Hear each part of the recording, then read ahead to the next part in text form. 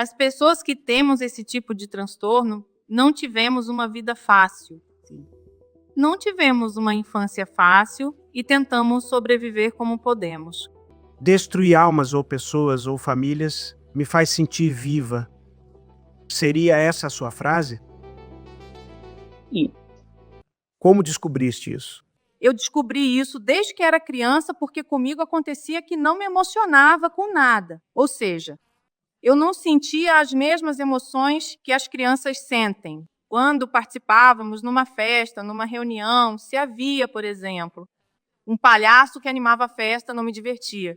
E as crianças todas divertidas, emocionadas, se havia presentes, eu não sentia nada.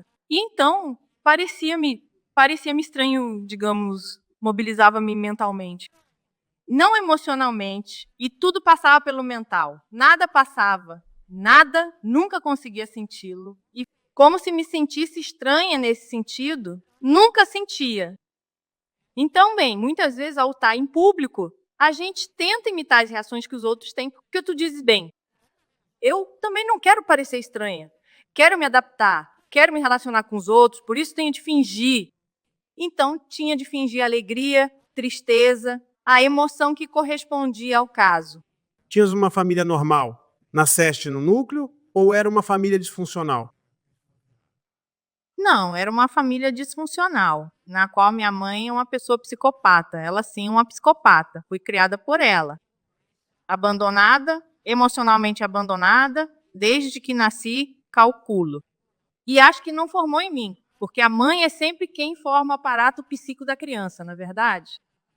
E ela não conseguiu, através do zero contato emocional comigo. Ou seja, permanentemente anulando as minhas emoções, as poucas emoções que eu podia sentir, ela encarregava-se de anulá-las. Ou seja, que achas que, de certa maneira, sei que podias ter te desenvolvido emocionalmente como ser humano, mas devido à tua mãe, inibiste-te, minimizaste-te, limitaste-te e bloqueaste essa parte, não? Bloqueada, exatamente. Consideras-te uma pessoa completamente sem emoções? Ou tens alguma emoção que mais ou menos sempre anda contigo nas costas? Ou que às vezes manifestas que realmente te sai como ira ou nem sequer ira? E ira, a única emoção. E não tanto ira, mas raiva, desilusão. E essa é a única emoção que posso sentir. Talvez porque seja mais forte, suponho, mas que posso sentir. Mas, obviamente, como sempre, para poder encaixar socialmente, a gente anula. Ou tenta disfarçá-la, mas saem por outros lados, ou seja, saem pelo lugar da manipulação. Ou seja, essa ira transforma-se num plano para depois sobreviver a isso. Sobreviver à destruição permanente que sentimos no nosso ser. E vão se criando uma série de condutas que fazem com que essa ira se tenha transformado sempre em manipulação. Por exemplo, no meu caso, os meus filhos. E é inevitável, porque nós aprendemos desde crianças a manipular, porque não conhecemos outra maneira de nos relacionarmos com as pessoas. Não há outra forma. Ou seja, eu, para viver como uma pessoa sã, teria de ter construído no meu aparato psíquico as emoções normais de uma pessoa saudável. Mas, ao não tê-las construído, não posso agir como uma pessoa saudável, é impossível. Sempre tens que vestir a máscara. Quando foi a primeira vez, quando eras pequena, que te lembras de ter feito uma manipulação interessada ou maquiavélica para controlar alguém ou tirar proveito de alguma situação ou algo com benefício? Lembra-se de como foi ou da cena? Sim, permanentemente estava a fazer manipulações com os meus colegas. Com as minhas colegas de escola, com todas as pessoas que tinha mais próximas, que eu via que me queriam ou que se aproximavam de mim com boa intenção. Ou seja, utilizavas as pessoas como objetos, não é? Lembras-te quando foi a primeira vez, como adolescente ou criança, que manipulaste alguém? E que essa pessoa com essa manipulação saiu bastante prejudicada ou lhe fizeste mal? Ou tu tiraste um grande benefício? O que aconteceu? Poderias contar-nos essa história? Sim, quando comecei a ter parceiros, era pura manipulação, gerando vazios, gerando ausência e também gerando, por exemplo, ao princípio fazia com que me quisessem. Por que não? Vamos ver, alguém que não te quer não pode estar ao teu lado, então eu sempre. gerava amizade, compromisso, amor, gerava essas coisas. Aí começava eu a mostrar a minha verdadeira personalidade, digamos. Isso, começa a nossa destruição, a destruição em relação a essa pessoa. E sim, o que conto foi notável com os primeiros parceiros que tive. O que contas parece mais um traço de psicopatia do que de narcisismo, pelo que levamos. De entrevista, parece mais psicopatia do que narcisismo, mas agora continuamos a ver. O primeiro namorado que tiveste, ou o primeiro parceiro, Era uma pessoa muito empática e eu sentia que essa pessoa ia ficar ao meu lado, acontecesse o que acontecesse. E, por mais que eu mostrasse a minha verdadeira, cara, essa pessoa ia estar igual. tens medo de que te abandonem ou porque é tão importante saber que se vão ficar. Contigo até o fim? Porque tenho medo do abandono. Sim. Obviamente não demonstro, ou seja, é como o teu lado fraco. E qual é a razão de teres medo de que te abandone? Se tu, como ser individual, vivendo com a tua ira e sem te poderes conectar emocionalmente com outro ser humano, E por que precisamos o suplemento narcisista, o alimento narcisista, é necessário. Eu sozinha não posso conseguir. A única forma de conseguir o meu suplemento é tendo outra pessoa para lhe poder extrair. Não posso tirá-lo de mim mesma. entendo. Então, digamos que o que te afeta é que a pessoa se separe de ti, porque já não a podes estar como sugando ou tirando recursos ou tirando emoções. Então você, quando escolhe uma vítima, por assim dizer, acredita que é uma pessoa que vai ter dificuldade de fuga e a dificuldade de fugir de você está no fato de ela ser uma pessoa empática o suficiente para que, quando vir que você a machuca ou a faz sofrer, ela te justifique. Coitadinho, teve uma infância ruim, teve um dia ruim, não sabe fazer melhor, quer melhorar e dessa forma continue ficando no seu castigo. Exato. Mas não apenas envolvida emocionalmente, mas envolvida em todo. Sentido da pessoa, economicamente, tudo. Ou seja, não apenas emocionalmente, mas presa em todos os sentidos, né? Porque é mais difícil fugir. Fica mais complicado fugir. Se você está presa economicamente, emocionalmente, familiarmente, e bem, aí a fuga é mais difícil. A vítima não foge tão rápido. Com os relacionamentos íntimos também, né? Com tudo. Também, certo. Certo, então o primeiro namorado, porque quantos anos você tinha com o primeiro namorado aproximadamente? Eu tinha 17 anos Ok. Finalmente. E quanto tempo durou o relacionamento, mais ou menos? e aproximadamente 2 anos. 2 anos. Ok. Não deu muito certo essa caça porque durou muito pouco, né? Sim, durou muito pouco, mas era um dreno permanente de energia. Dreno permanente. Me servia, digamos. Me servia naquele momento para o meu propósito de alimento emocional. O que é que te faz sentir, ou como você se alimenta, ou o que você gosta de tirar das pessoas? Por que você quer que elas não vão embora? O que é que você tira deles, das pessoas, dos parceiros, por exemplo? Tudo. É tipo assim, né? Como se eu gerasse situações em que essa pessoa tem que estar permanentemente alerta. Em permanente estado de comoção, de alerta, de tensão. Ou muitas vezes me aconteceu de colocar os parceiros numa situação vulnerável, na qual é difícil escapar. Para que você quer tê-los numa situação de hipervigilância ou de mal-estar contínuo? Qual é a razão de você querer tê-los assim? O que é que você tira? Tranquilidade. Tranquilidade. Como você conecta a sua paz interior com o mal-estar dos outros? Como você relaciona isso dentro da sua cabeça? Que se essa pessoa sente mal-estar, é porque está comigo emocionalmente. Se não sente esse mal-estar, é porque me abandonou emocionalmente. Por quê? Se o que você quer saber e ter a certeza de que está contigo, ou que está conectada a você, essa pessoa, por que não escolhe que ela tenha a emoção da alegria? E tem que ser a emoção da tristeza ou da ansiedade. Porque se está sempre contente contigo, você também sabe que está conectado e ligado a você. Por que tem que ser a emoção da tristeza e a ansiedade em vez da alegria? Por quê? porque a emoção da tristeza e da ansiedade a torna mais vulnerável. A torna mais vulnerável e mais fácil de prender, mais vulnerável. Às vezes, a alegria, obviamente, também há momentos em que há alegria, mas a maioria das situações são. É como provocar caos permanentemente na outra pessoa.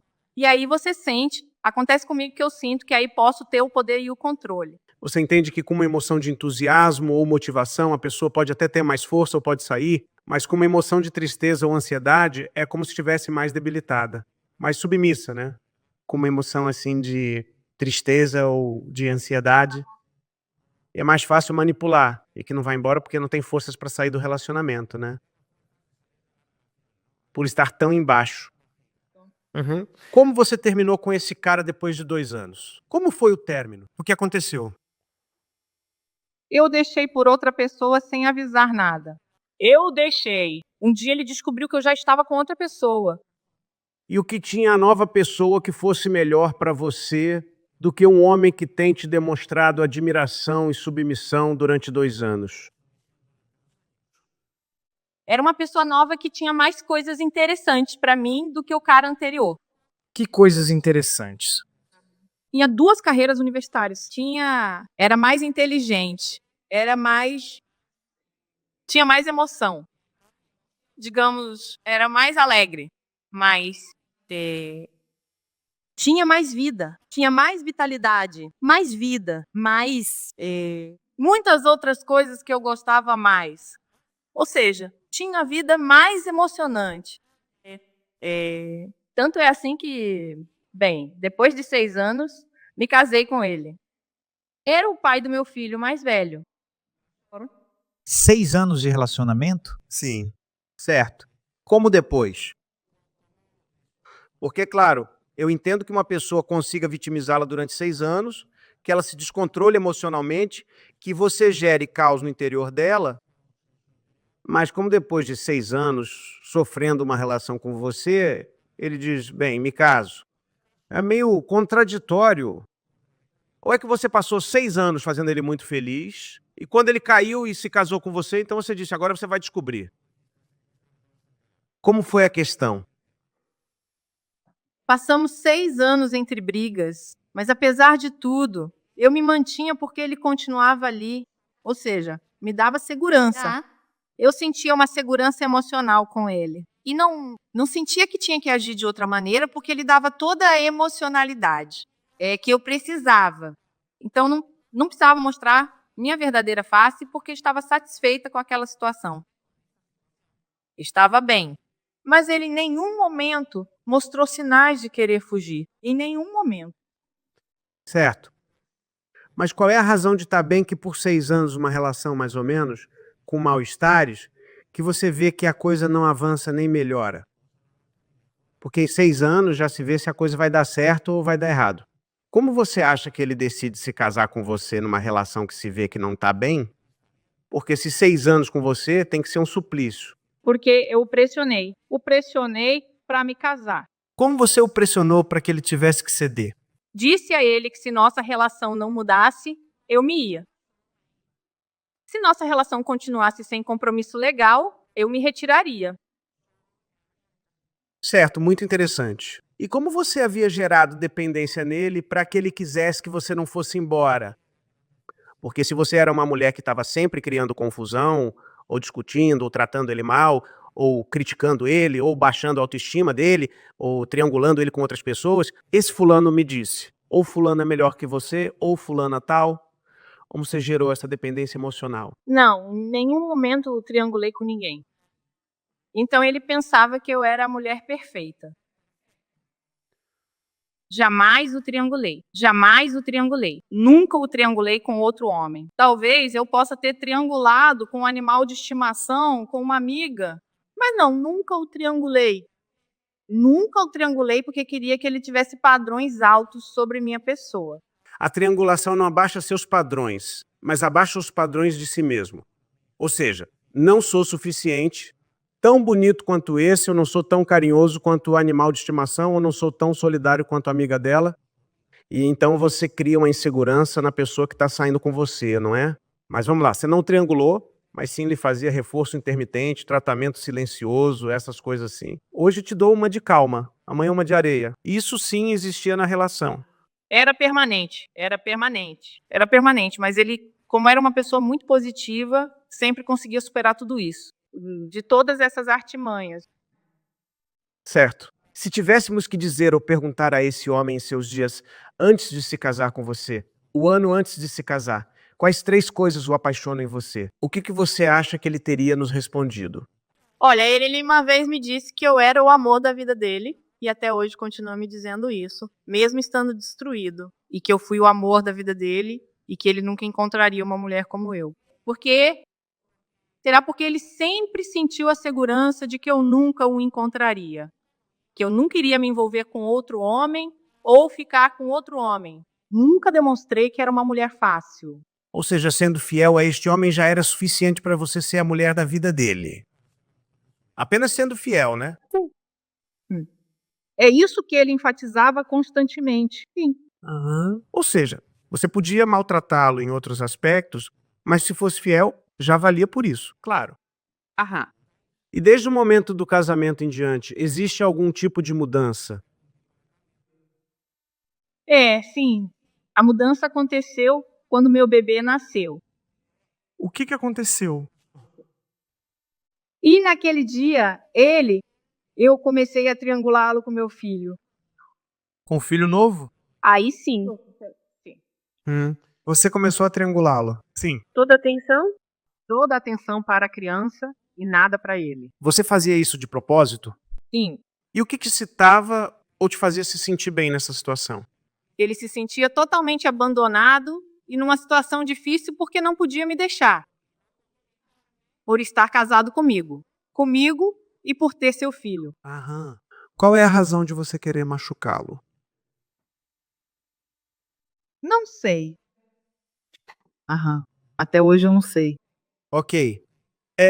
Quando começa a haver uma mudança no relacionamento, porque você fala do seu primeiro filho, suponho que depois aconteceriam mais coisas na sua vida. Você o deixou, esse homem? Sim. Quanto tempo passou? O que aconteceu? Conta um pouco sobre esse relacionamento. Depois de ter o menino, as coisas foram mudando porque, bem, eu me dedicava permanentemente e completamente ao menino, e ele já sentia esse vazio. Já sentia essa distância absoluta. Então aí ele começou a reagir. E eu comecei a ameaçar. Ameaçar e ir embora. Permanentemente ameaçar e ir embora. Com tirar o menino dele. E ele não conseguia escapar dessa situação. E eu, bem, permanentemente me fazendo de vítima. Vítima a vítima. E ele é preso. Preso demais numa situação difícil. Difícil. Em que sentido? E difícil porque já estava tudo investido em mim. Já não tinha mais nada. Não tinha, se saísse da minha casa, ia para a rua. Ia embora sem menino. E sem a grana. E sem nada. E sem carro. E sem nada. Ia ficar vazio. Claro, você o tinha preso em todos os sentidos, né? Era como seu sequestrado, por assim dizer. Então era difícil para ele. Sim. Você o tinha preso em todos os sentidos. Como ele conseguiu escapar ou como se libertou? Além disso, eu tinha afastado de toda a família dele, de todo o ambiente dele. E ele estava sozinho, à mercê da minha pessoa. A única pessoa que ele tinha era eu. Você era o centro do universo dele. Claro. Sim. Totalmente, né? Era o centro do universo dele. Como ao estar nessa situação que é para isso que você nasceu de certa forma, né? Conseguir que a outra pessoa não tenha escapatória e dependa completamente de você. E poder estar sugando todos os recursos dele. Os recursos psicológicos, econômicos e emocionais. Como termina essa situação quando você está tendo tudo dele? E termina porque eu o deixo.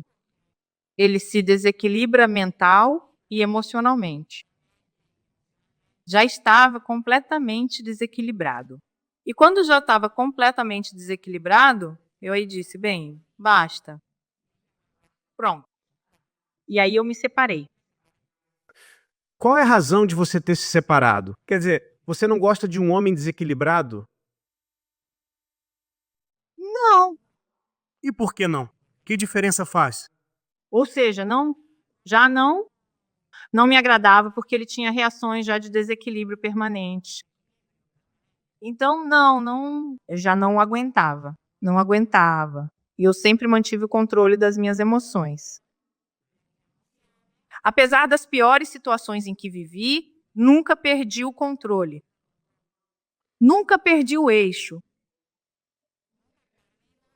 Jamais. Ele ficava violento às vezes, não é? Claro. Então, para mim, uma pessoa desequilibrada já me parecia pouco inteligente. Eu queria que ele se controlasse. Que se controlasse emocionalmente, porque já não me servia. Sim, desequilibrado. Entendo. Certo, você dá notícia, termina com ele, o expulsa de casa, segue com sua vida.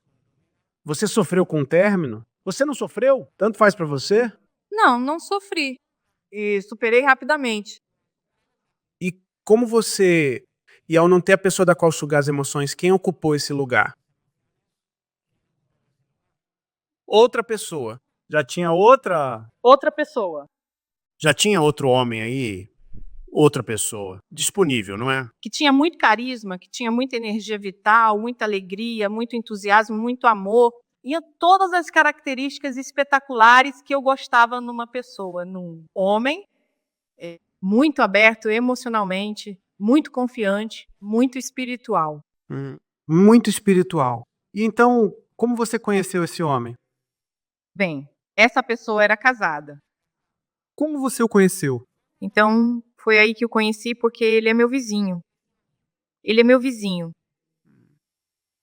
Então, aí encontrei o alimento de novo, um alimento que me servia muito. Porque eu aí não estava só drenando essa pessoa, mas estava drenando uma família completa.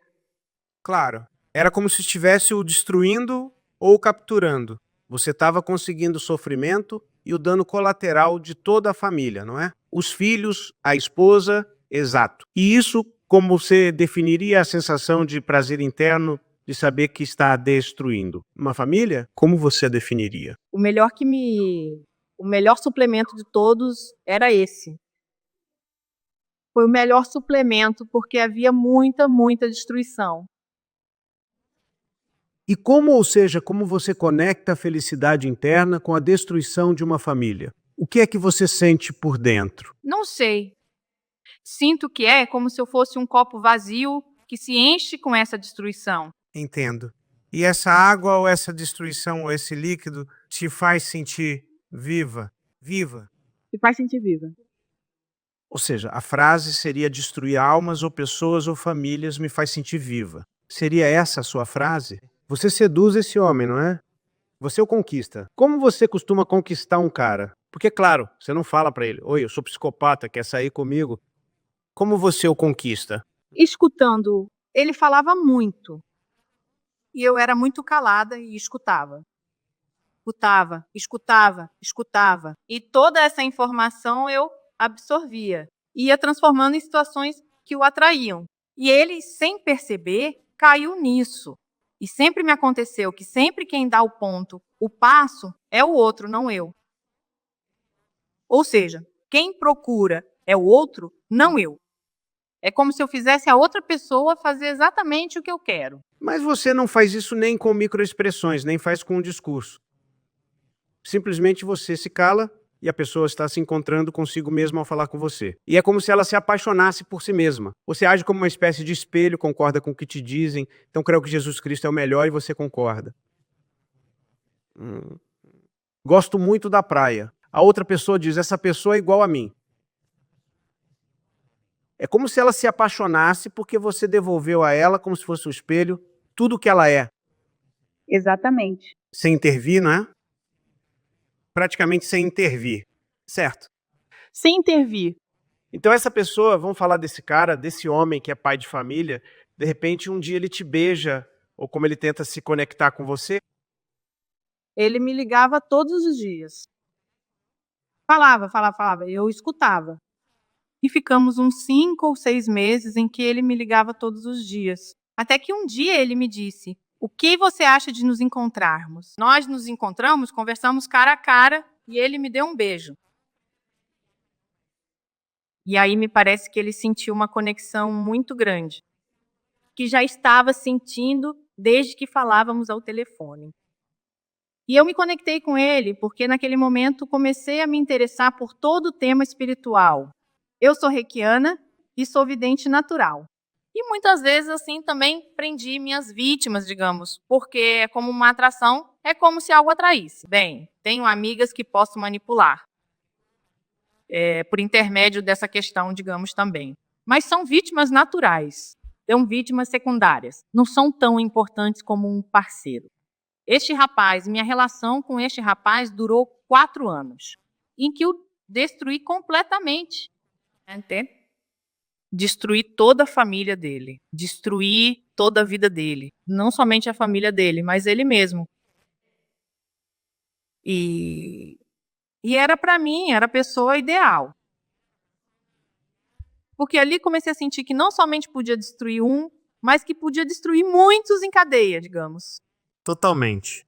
Era muito, muito alimento emocional. A mulher te via como vizinha e te odiava. As filhas também, imagino. Era como se a vizinhança também falasse de você. Esta atrevida que se envolveu com este homem que destruiu a família. E para você tudo isso fazia sentir satisfação interna de que todo mundo estivesse falando de você, não é? E ardendo por dentro, não é? Era como se eu fosse o centro das atenções, né? Sim. Das pessoas, mesmo que fosse para o mal, de certa forma te dava uma satisfação. Não te importa que falem mal de você contanto que falem, por assim dizer, não é? Exato. O que aconteceu com este homem? Você chegou a viver com ele? Você teve um filho com ele? Vocês se casaram? Não. Quando ele começou a querer me dizer que ia se separar da parceira, foi como se eu sentisse que ali já não me servia mais. Claro, porque ele, como indivíduo casado e com família, você sabe que está o destruindo. Ele está se conectando com o sentimento de culpa, de maneira continuada. Não quer ser infiel, mas não consegue evitar porque gosta muito de você. Com a mulher não está bem em casa e já não tem relações íntimas com ela, ou as tem forçadamente. Com as filhas está estranho. Você o mantém o tempo todo num pensamento dicotômico, de vou embora ou fico. E nessa situação de estresse mental continuado. Sim, te parecia excitante a relação, mas quando ele já quer, digamos, se conectar contigo ou formalizar contigo, não há esse jogo, não é? Já não há esse estímulo, esse mistério, não é? Exato. Já não me servia. Claro. Não me servia. Além disso, já estava totalmente quebrado, totalmente destruído emocionalmente. Já não era feliz, já não era carismático, já não tinha essa faísca, já não tinha nada de tudo que tinha no princípio. Nem mesmo a espiritualidade que eu continuava tendo. Claro, você o apagou em tudo. Tudo. Você acabou com ele. Exato. Literalmente. E quando você o deixou, como foi? Porque ele continua sendo seu vizinho, não é? Ou se foi de casa, ou o que fez. Continua sendo meu vizinho. E quando vocês se cruzam, o que vocês dizem? Bom dia? Sim. E ele como fica? Ele ainda está apaixonado por você, não é? Não sei. Quanto tempo faz desde que vocês terminaram? 15 anos aproximadamente. Como foi a conversa quando você terminou com ele? Como foi? Você se lembra? O que foi que você disse a ele? Não, eu disse que nunca mais me ligasse. E ele perguntou por quê? Porque já não amava mais, porque já não amava mais. Assim eu disse, direto. Eu disse, não te amo mais, já não sinto mesmo, não me interessa. Mas eu já tinha outra pessoa. Aham. E ele não insistia nem nada, não é? Não insistia porque me parece que tinha medo de que eu tomasse alguma atitude. No sentido de que você o desmascara e o deixa sem família. Pode ser, não é? Ok. E a nova pessoa, essa que apareceu, onde apareceu? Era uma pessoa que eu já conhecia. Ao ter essa pessoa, esse suplemento que me servia muito, a essa outra pessoa ainda não tinha dado chance. porque estava satisfeita com o suplemento que tinha. Então, quando deixei meu vizinho, entrei em contato com essa nova pessoa de novo. E começo todo o ciclo novamente. Certo. Então, o seu ciclo é: me aproximo deles, sorrio um pouco, o escuto, eles me contam suas questões e suas histórias. Eu os vejo como pessoas boas, confiantes, bondosas, leais, honradas, coerentes, responsáveis, comprometidas, honestas, e como têm essas qualidades e são alegres, entusiasmadas, então me interesso.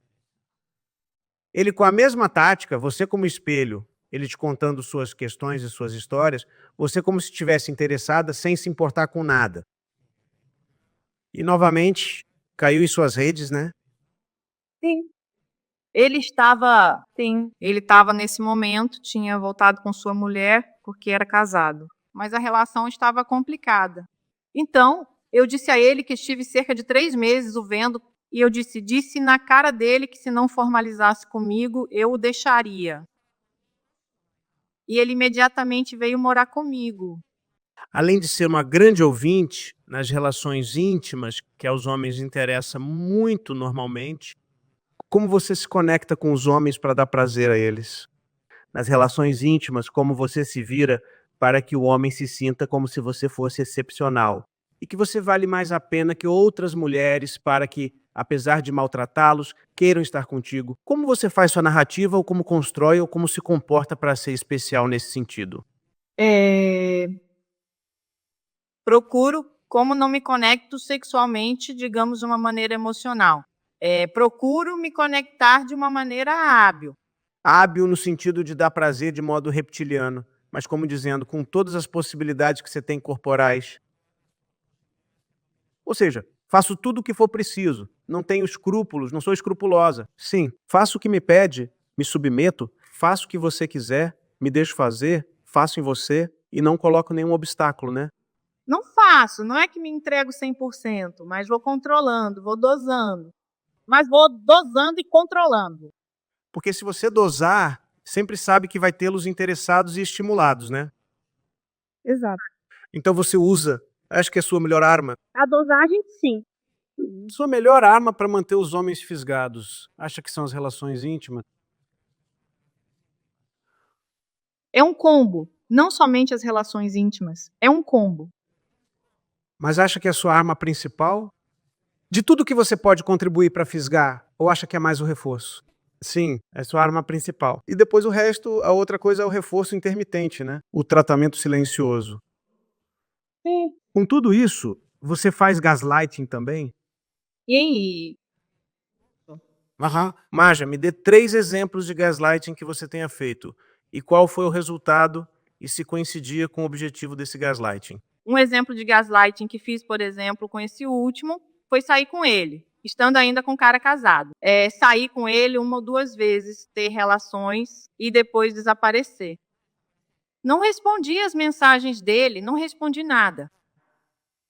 Desapareci totalmente. Bem, isso é mais um ghosting, porque o gaslighting quer dizer que, O gaslighting. sim, você mostra um telefone para ele e ele diz: você acabou de me mostrar um telefone e você diz: não, aqui não há telefone nenhum, te mostrei um copo, como você pode pensar que era um telefone? E você começa a ter uma discussão e tenta fazer ele acreditar que está louco. Eu fiz isso com muitas coisas. As chaves de casa, fiz com as flores da casa, fiz com telefone, fiz com dinheiro, fiz com papéis, fiz com medicamentos, fiz com remédios que ele tinha prescritos, que eu escondi dele. O tempo todo, eu estou fazendo gaslighting com ele. E por que você faz isso? Para confundi-lo, para fazê-lo acreditar que não está bem da cabeça e que esquece de tudo e para controlá-lo. Então é como se você quisesse destruí-los para que deixem de ser atraentes para você e trocá-los por outros. Você acha que esse é o seu objetivo? Sim. E assim tem acontecido, um homem após o outro. Até hoje, né? Sim, sim, sim. É muito comum eu fazer esse tratamento do silêncio e o gaslighting. Esconder coisas ou jogá-las direto no lixo para nunca mais aparecerem, ou mudá-las de lugar, ou quebrá-las e ninguém saber o que aconteceu. Por exemplo, aconteceu com o netbook. Eu quebrei. E não, ninguém tocou nele. Eu disse: não, mas como? Não, jamais. Quer dizer, jamais. Eu jamais toco no seu computador. Eu disse a ele: jamais, não, não. E ele ficou pensando que terá acontecido, porque com a chave também, com os medicamentos também. Ou, por exemplo, montava cenas para criar um problema depois. Entendo. E gerar uma briga e assim poder castigá-lo, né? E esse homem, o último de quem estamos falando, o seu conquistou, ele deixou a namorada dele, foi morar na sua casa. E quando começa o relacionamento em que você o vê como um zumbi emocional, que fica se arrastando pela casa, que está apagado. Quanto tempo passou desde que... 6 anos. 6 anos? Ou seja, ele aguentou 6 anos. Sim, eu tenho uma filha com ele. Quer dizer, o último, esse cara que já está completamente destruído, né? Foi difícil destruí-lo, né? Não foi fácil. Esse foi o mais difícil. O que ele tinha de dificuldade? Por que é mais difícil que os outros? Porque ele é mais fechado emocionalmente.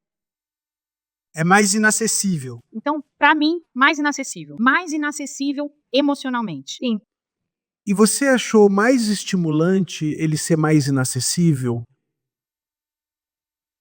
No início, eu ia deixá-lo por isso, mas depois me dei conta de que podia manipulá-lo com a menina.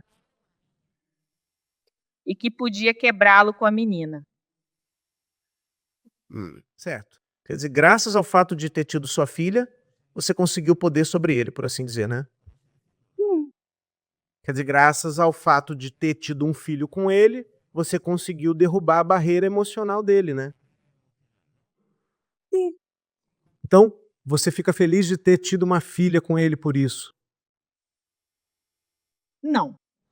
Para que você teve filhos? Qual é o objetivo para você de ter filhos? Meus objetivos com meu primeiro filho foram claramente buscar um suprimento diferente, buscar uma triangulação. Sim, isso é para destruir o marido. Mas quer dizer, então, apenas o primeiro filho foi um objeto para torturar seu ex-marido. Mas você não quer um filho para nada, né? Meu filho? Sim, sim, eu o amo. E como você define esse amor? O que é para você amar alguém? Não sei. Mas se você o ama, porque eu sentia como, meu filho eu sentia como um elemento da minha propriedade, apenas. Mas qual é a diferença entre um telefone celular, sua própria casa, seu filho? Bem, os três são sua propriedade. Nenhuma. Então você o ama da mesma forma que ama sua casa ou seu celular? Sim. Certo. E para que você teve a segunda filha com esse homem, qual foi a razão? Para quebrá-lo. Também, quer dizer, você engravidou para poder ter outra ferramenta para destruí-lo, né? Sim. Sim. Como você usou sua filha para destruir seu parceiro? Neste momento, primeiro, eu digo que, por exemplo, eu digo para ela não amá-lo, Para a menina, né? que não o ame. Sim. O pai é mau, que não o ame. Então a menina se afasta. Se afasta dele. E depois eu digo para ela mandar mensagem e dizer que o ama, que o quer, que quer dormir com ele, que quer ficar com ele, que quer. E depois eu digo que não. Que não mais. Eu dou e tiro. Eu dou e tiro. Ou seja, você está fazendo um reforço intermitente através da filha, né? E isso enche o seu copo por dentro, né? Esse copo de emoções ou esse líquido de satisfação? Sim, porque eu estou conseguindo que ele faça tudo o que eu quero. E o que é que você quer que ele faça? Tudo. Tudo o que eu quero. Que seja um fantoche. Sim, mas o que você quer que ele faça? Porque casa você já tem. Independência econômica você também tem. Você não precisa trabalhar. Seu ex-marido te paga, este te paga, né? A vida econômica você tem resolvida, né? Sim. Mas eu quero tudo. Tudo. O que é que te falta? Terminar de me quebrar. Você quer que ele tire a própria vida? Você gostaria do mesmo? Ou que ele adoeça. E com isso é como se você ganhasse a sensação de que conseguiu destruir uma alma por completo, né? Sim. Qual é a razão de você não usar suas mãos ou usar um líquido para conseguir esse objetivo? Não preciso. E é mais emocionante fazer isso psicologicamente, né? Aham. Você já encontrou ao longo da sua vida um homem que você quis conquistar, mas não conseguiu? Não. Bem, e alguma mulher te atraiu para fazer isso mesmo, tendo relações íntimas e tal? Ou as mulheres não te chamam atenção nesse sentido? Não, não me chamam a atenção. Pra nada. E você acha que é uma questão biológica ou você acha que é uma questão cultural? Que como a cultura diz que é melhor ou que é pior visto, digamos que você goste de pessoas do mesmo sexo. Você acha que é por isso ou você acha que é porque você biologicamente não se sente atraída por elas?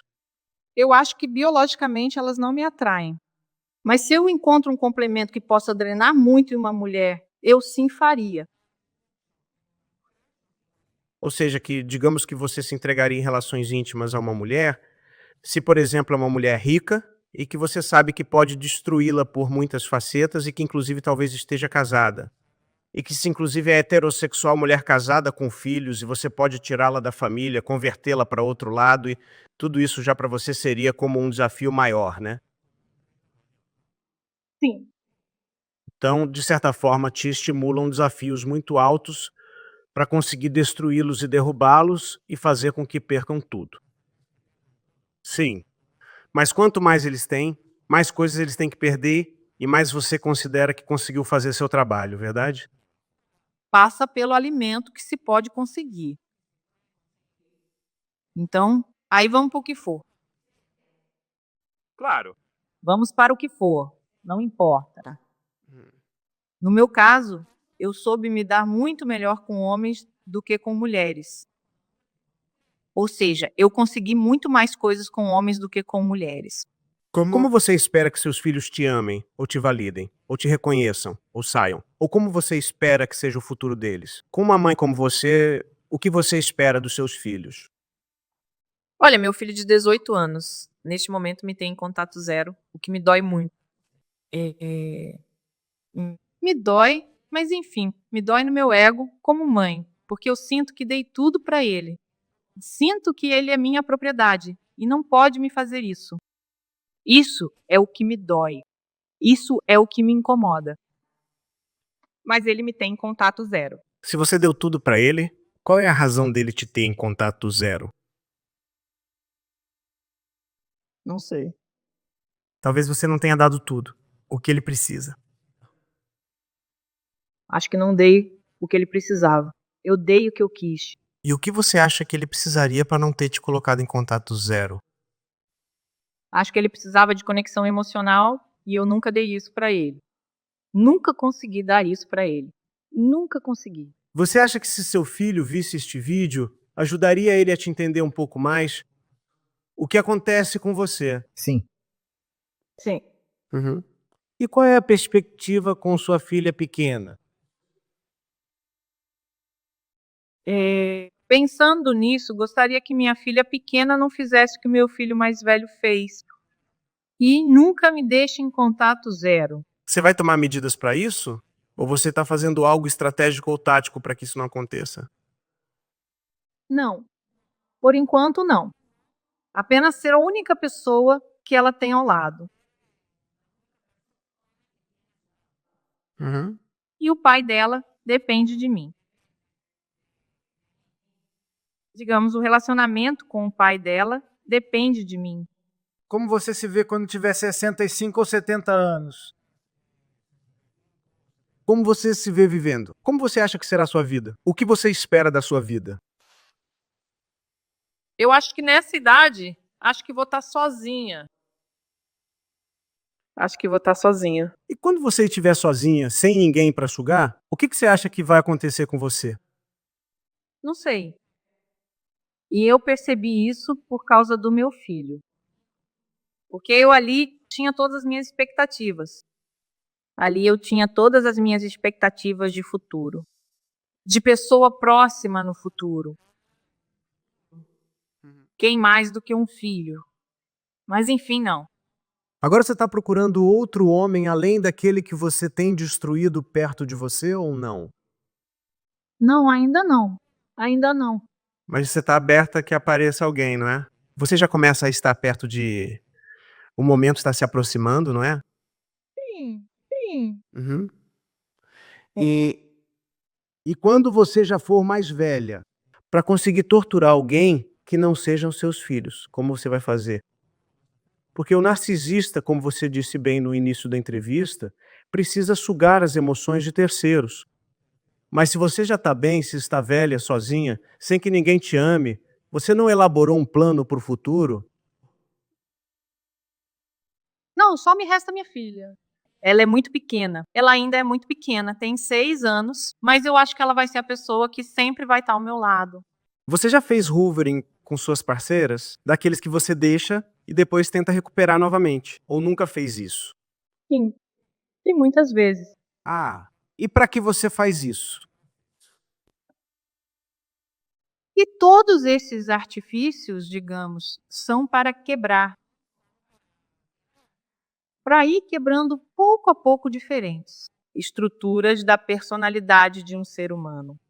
Diferentes partes da personalidade de um ser humano. Você já fez hoovering com alguém que fosse sua ex-parceira e essa pessoa tivesse refez sua vida, tivesse família, até filhos, e você a recuperou e fez com que fosse infiel ao seu parceiro ou algo assim ou não?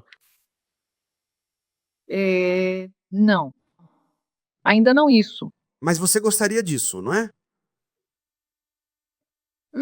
Não, porque uma vez que descarto uma vítima, eu não me interessa mais. Para de te estimular, não é? Sim, sim. Ok. Você gostaria de me fazer alguma pergunta?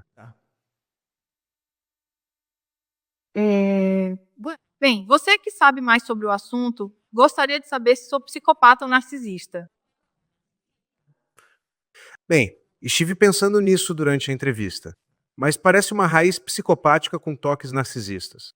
Ou seja, parece uma mistura, um híbrido entre os dois, uma comorbidade. Às vezes os transtornos podem coexistir dentro de si. Vários transtornos dentro de uma mesma pessoa. Pode ser um paranoico com esquizofrenia, por exemplo. Sim, combinação. Então, normalmente, quando a personalidade não consegue viver sem terceiros, a raiz básica é narcisista. Mas tudo isso que é a falta de empatia que você demonstra ao lidar com as pessoas mostra psicopatia. Então, eu te classificaria como narcisista psicopata. Seria o nome e sobrenome da estrutura da sua personalidade que eu te daria. Como você disse antes que era vidente, o que te inspirou como vidente a fazer algo especial no canal? Ou o que te transmitiu com seu poder de vidência? Eu sinto que você é uma pessoa muito reconstruída. Muito reconstruída em que sentido? E se reconstruiu muito. Acho que houve uma destruição anterior e dessa destruição você se reconstruiu. Esse é talvez alguém no passado. Essa é a intuição que você percebe de mim, não é? Em geral. Bem, a entrevista foi muito agradável, Carla, de verdade. Você deu muita informação que vai servir muito para as pessoas entenderem o tipo de estrutura mental que vocês têm com esse tipo de perfil de personalidade. E bom, se no futuro você quiser participar outro dia ou responder comentários, aqui ficaremos muito agradecidos no canal. Combinado? Tá bom. Eu queria pedir às pessoas, não sei se é...